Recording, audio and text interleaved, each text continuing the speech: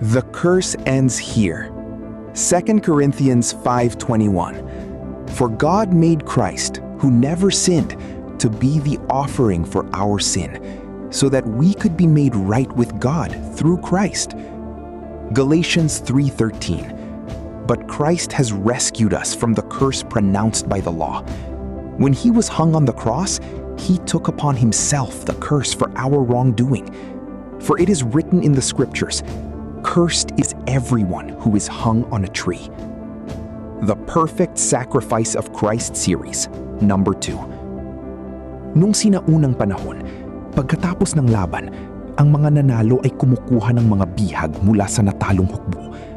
Yung mahihirap, ibinibenta bilang alipin. Pero yung mayayaman o may impluensya, hindi agad pinapatay. Hinahawakan sila para tubusin.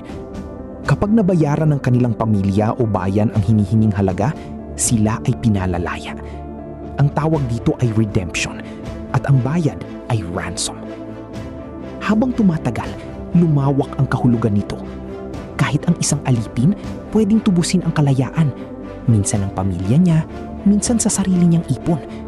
At kapag siya ay napalaya, ito ay itinatala.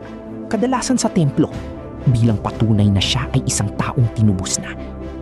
Kahit ang isang hinatulan ng kamatayan, pwedeng makalaya kung may magbabayad ng kapalit niya. Ngayong panahon ng Easter, pinapaalala sa atin na ang pagtubos sa atin ay may pinakamataas na halaga, ang buhay ni Jesus Christ. Ang buong sangkatauhan ay nasa ilalim ng curse of the law, ang parusang kamatayan dahil sa paglabag sa utos ng Diyos. Walang sino man sa atin ang kayang sumunod ng perpekto, kaya si Kristo ang pimalit. Tinanggap niya ang buong bigat ng sumpa para sa atin. Sa krus sa Golgota, siya ang humalili sa atin. Tinanggap niya ang hatol na dapat ay sa atin para tayo ay makatanggap ng kapatawaran at buhay mula sa Diyos. Ipinaliwanag ito sa 2 Corinthians 5:21.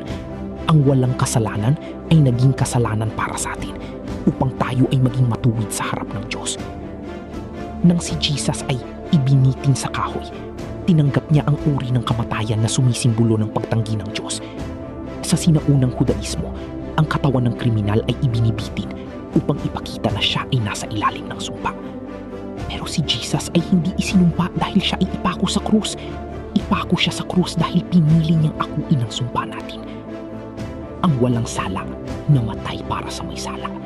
Ang matuwid, para sa hindi matuwid. Ang banal, para sa makasalanan. Ipinadala ng Diyos ang kanyang anak upang bayaran ang kasalanan para ang sino mang sumampalataya sa kanya ay tunay na makalaya. Kung ikaw ay mananampalataya na, paalala ito na mamuhay ka sa kagalakan at kalayaan ng iyong katubusan. Wala ka ng gapos ng guilt o shame. Hindi mo na kailangan mag-prove para tanggapin ng Diyos. At kung ikaw naman ay hindi pa sumasampalataya, bukas ang paanyaya.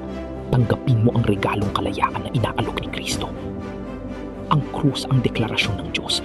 Bayad na ang lahat. Kumpleto na ang pangtubos. At ito ay para sa lahat ng sasampalataya.